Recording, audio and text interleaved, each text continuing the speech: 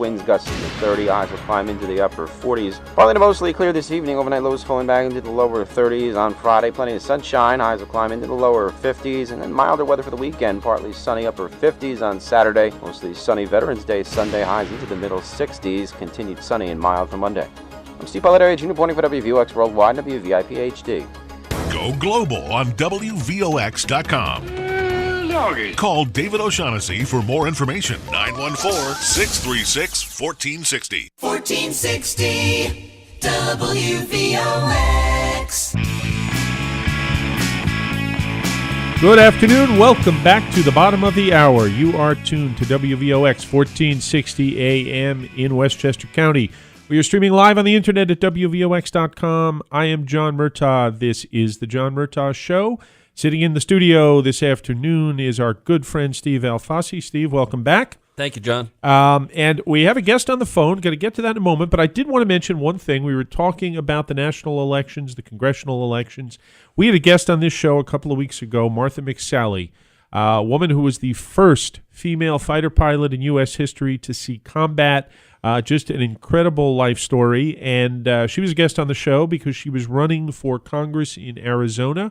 What is kind of sadly, I guess you might say, known as the Gabby Giffords seat. You'll remember Congresswoman Giffords, who was attacked and shot about a year and a half ago. In fact, the man who tried to kill her and did succeed in killing 6 people is being sentenced today. But that seat was won in a special election by one of Congresswoman Giffords' staffers. And in the election the other night, it actually looks like our friend and our guest, Murtaugh McSally, is going to come out on top as the victor in that race. We're still waiting. It's a very close race, but she's ahead by a couple of thousand votes, and it looks like it's trending favorably to her. So maybe someday we'll get to claim we launched a political career here on the John Murtaugh Show. And I won't ask my next guest to respond to what I just said about launching political careers on the John Murtaugh Show. But I welcome to the show, calling from the great state of Montana, Mr. David Bell. David, welcome. Good morning, John. It's good to be here. Thank you for having me. Well, thank you, and I know you had to step out of a meeting to call in, so I appreciate you being here. For our listeners, David is the president and COO of the Alps Corporation, a liability insurance company based out in Montana. And David, some people listening to this show here in New York might wonder, I'm sitting alone in the studio with Steve Alfasi. There's 2 of us here, and the 2 of us are twice as many people as the entire state of Montana sends to the United States House of Representatives.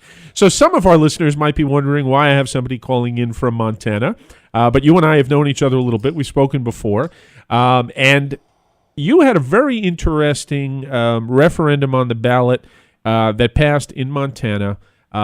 Interesting to me, in part because I simply didn't hear about it ahead of time, and that surprised me that it didn't get more national play, involving campaign finance and the Citizens United decision by the Supreme Court, which, for those who might not be familiar, is basically the United States Supreme Court decision that allowed or in effect said that corporations were quote-unquote persons for campaign and political finance purposes, that they could spend unlimited amounts of money, and what eventually led to the creation of the so-called super PACs.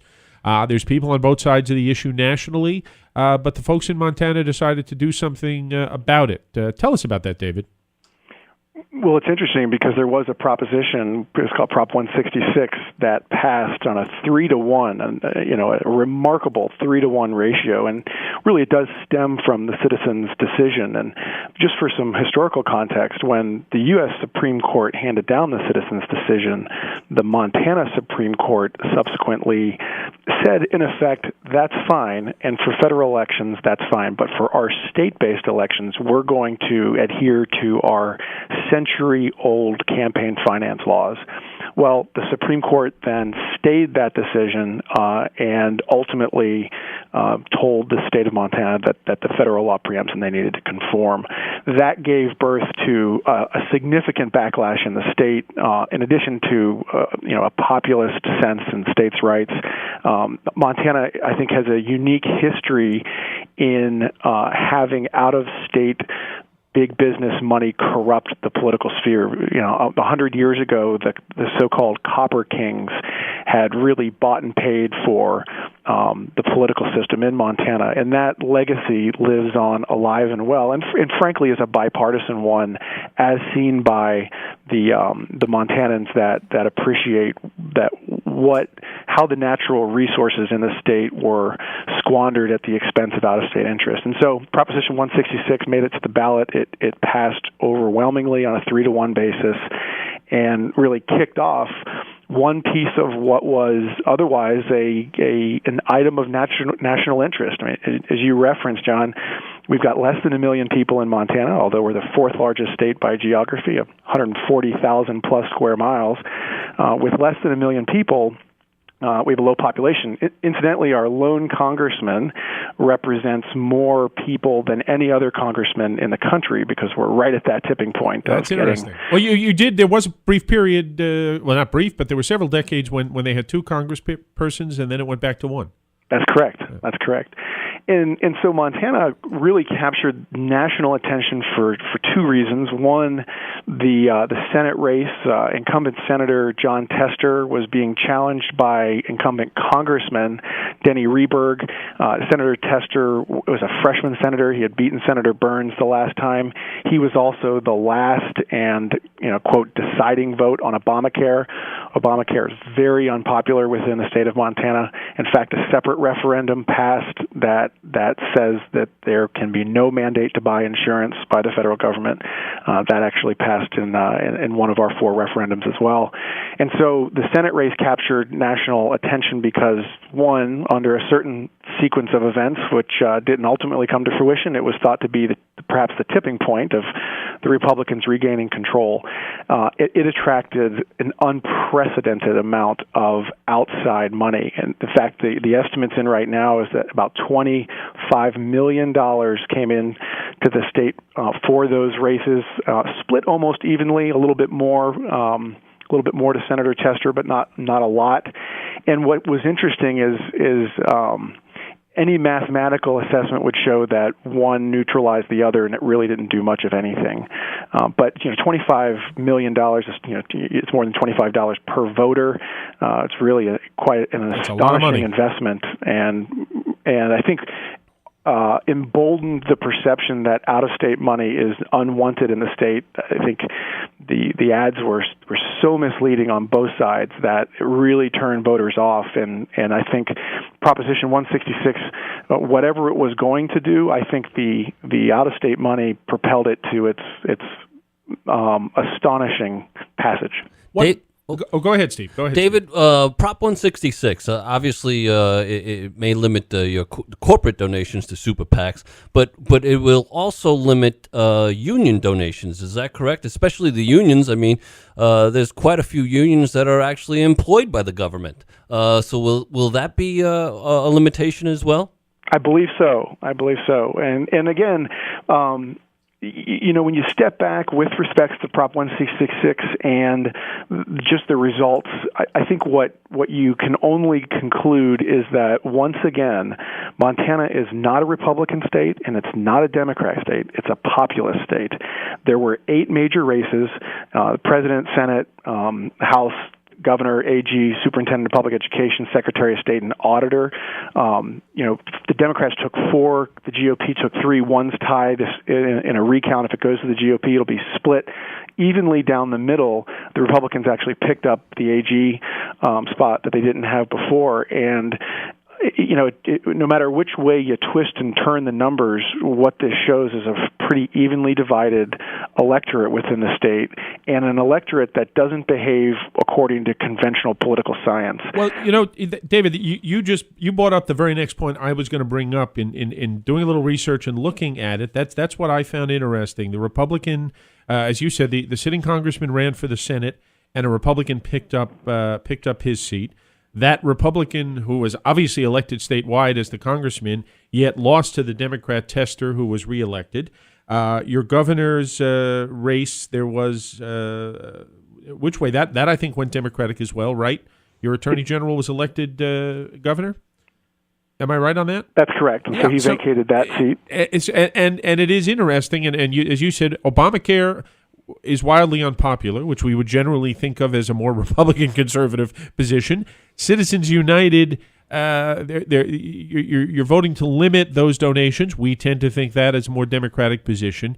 In that sense, it's an interesting model that maybe the whole nation needs to look at, which is don't vote Democrat, don't vote Republican, think about it and do the right thing. That's right, and that is clearly the behavior of the Montana electorate. They will evaluate each race on its individual merit and through a populist lens. Very, very interesting. David, we got to go to a break. I want to talk about, as you know, a very important cause you're involved in. Could you hang around for a minute or two?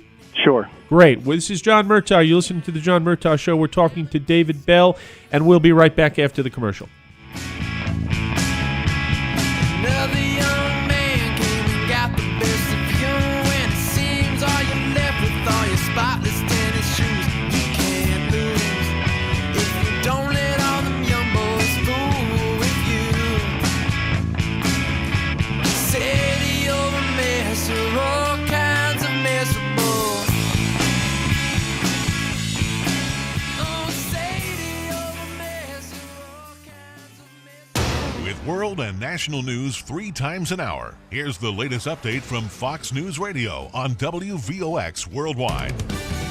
Fox News Radio, I'm Lillian Wu. It's sentencing day for the man behind a deadly rampage which left 6 people dead, a former congresswoman shot in the head, and dozens others wounded. Gabrielle Giffords is in the courtroom with her husband, Mark Kelly. She was led out at one point but came back in as victims speak to Jared Loeffner. Fox Radio's Jessica Rosenthal. Patricia Maish helped subdue him during the shooting. She said she's glad he's not getting the death penalty because she wants him to think about what he did every day. Loeffner closed his eyes. Susie Heilman looked at Loeffner and said, "You shot me 3 times. I want to shake you and scream at you." Loeffner looked so shaken his attorney asked him if he was okay.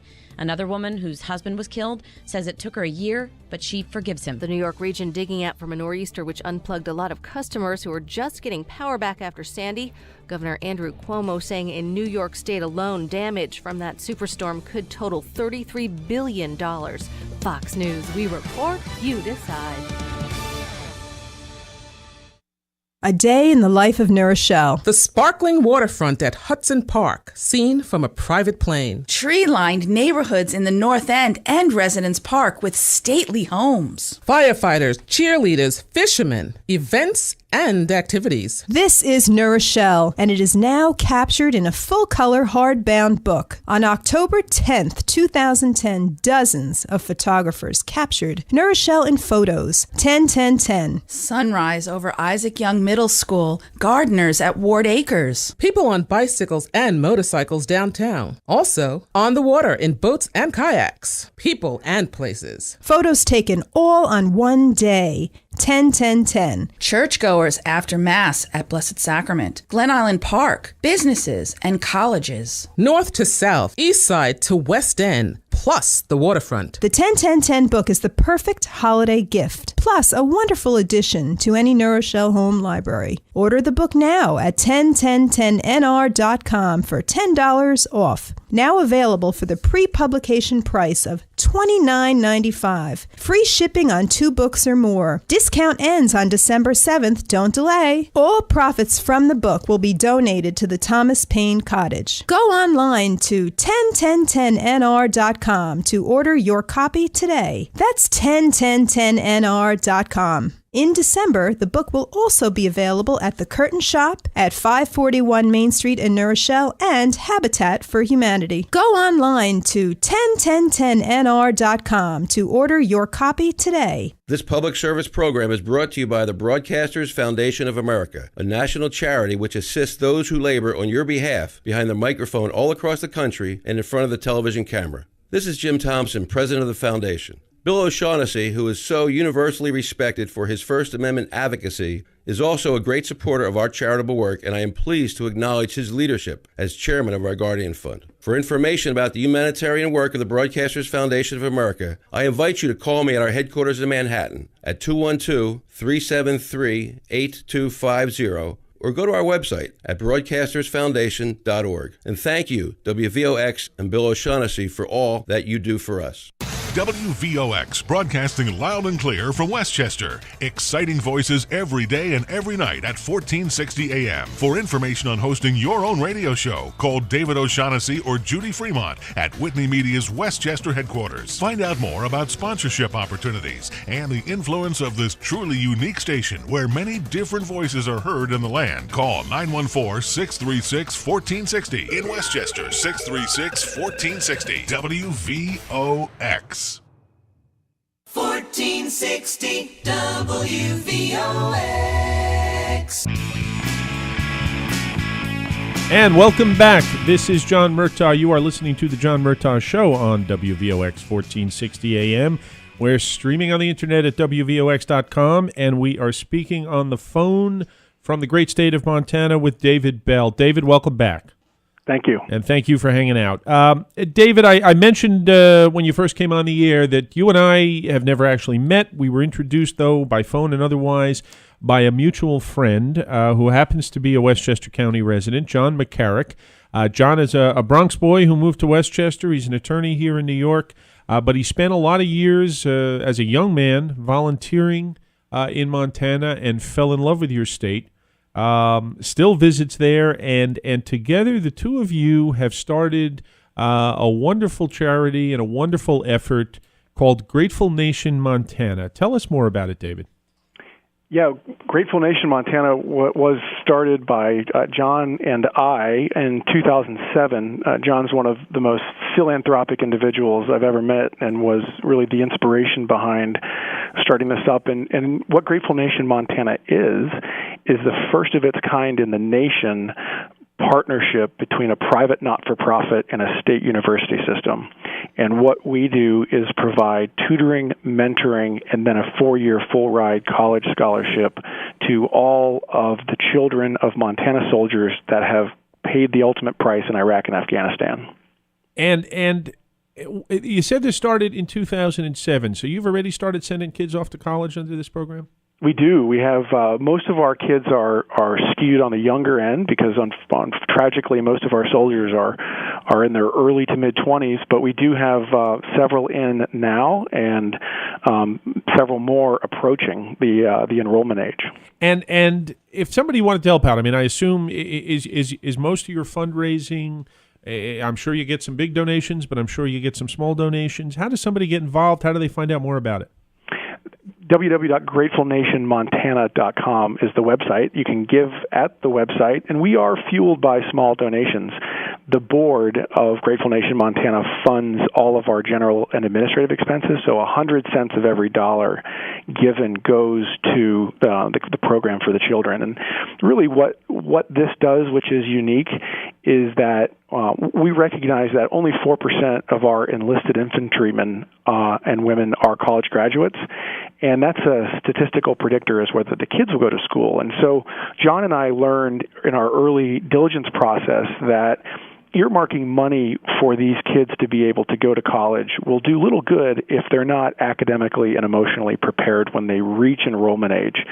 So we began what was the first of its kind in the country, where you intervene early, you provide tutoring and mentoring services so that the kids know that they have the resources when they reach enrollment age, but they also have the emotional state of mind, and they've been reassured that this is an experience that's appropriate for them, and they've been brought to the college campus, so it's a place that's familiar and not threatening, and it's really trying to bridge some of the social realities that these amazing families deal with. And what's an interesting evolution that's occurred more recently is that there is an astonishingly high, tragically high rate of suicides by Gold Star family members. And Gold Star family members are those direct family members of a soldier that's been lost. The parents, the spouse, the siblings, the children. And I believe the statistic is about 400, I think it's even 406 Gold Star family members committed suicide in 2011. And that is both tragic and absolutely unacceptable. It should be a national outrage and should highlight for all of us the absolute requirement by by the private sector and by the government to appreciate the enormous psychological impact that occurs when we lose a soldier who's died for our country and not leave these folks into some bureaucratic system to try to seek help. We're losing these people, and we really need a call to arms to rally around that. So Grateful Nation Montana has expanded its mandate a little bit to try to help some of these families cope with their loss. David, it just sounds like an incredible program and one that should be a model, really, unquestionably, a model in every state across the country. If somebody, even here in New York, though, wants to get involved and wants to help out, and most especially, and I'd urge them to do so, wants to make a donation, what is that website again? It's gratefulnationmontana.com. And you've got one word. And we talked about politics. This is talk about an issue that brings solidarity.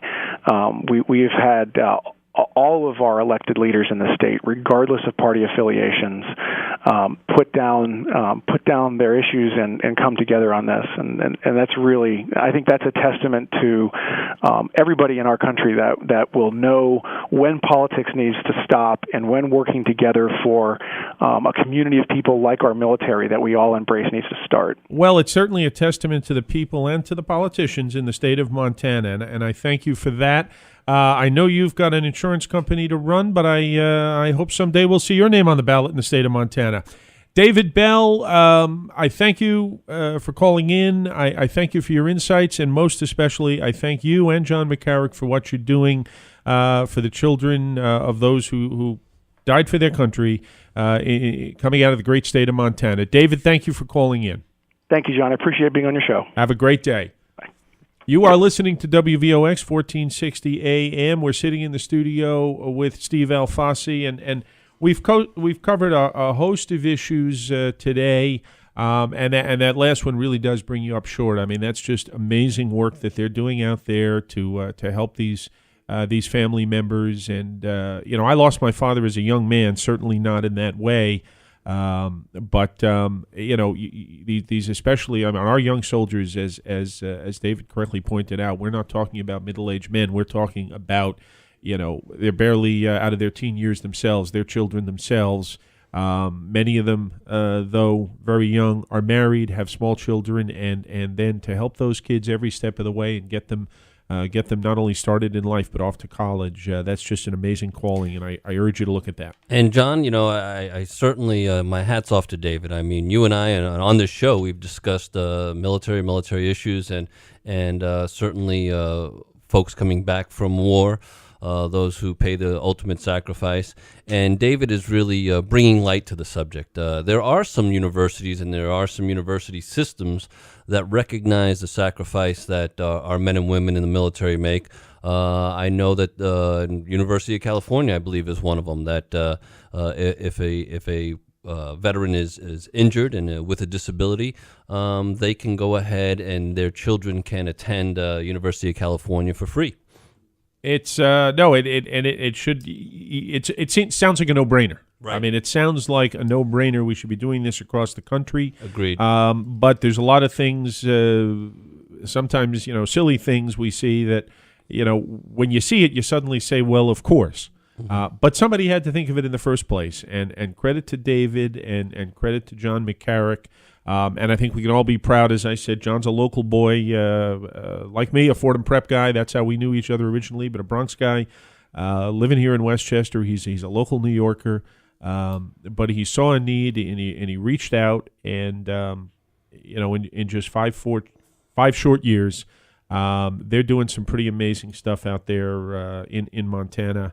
And again, I hope it's something that folks who are listening can go to the website, gratefulnationmontana.com. They've also got a Facebook page. Check out what they're doing. See what you can do to help them out there. And listen, if somebody's listening and they feel inspired, that's the kind of thing we should be starting right here in New York. As we always discuss politics on this show, but as David just said, Steve, that's the kind of thing that Democrat, Republican, Independent, Libertarian, Green Party, I don't care what you are, what we can do to help a family because really the soldier pays the ultimate sacrifice, but let's face it, the mere service of the soldier, but certainly the death of a soldier is a sacrifice for that entire family, and we owe it to them. Absolutely, John, and I'll just I'll bring up a point that I've made in the past, and I'll say it again. And although this is a wonderful type of not-for-profit that is going on, I can't wait till we get to the day where we eliminate the bureaucracy and our government is the one who takes care of our servicemen and women. Well, ultimately that should be the case, but in the meantime, GratefulNationMontana.com. Folks, it's been great. We'll be back in 1 week with more politics, national and local. You're listening to The John Murtaugh Show. I am John Murtaugh. I thank Jerry O'Brien. I thank Steve Alfasi. I thank David Bell. And most especially, I thank you for listening. Folks, we'll be back here in 1 week. Have a great day.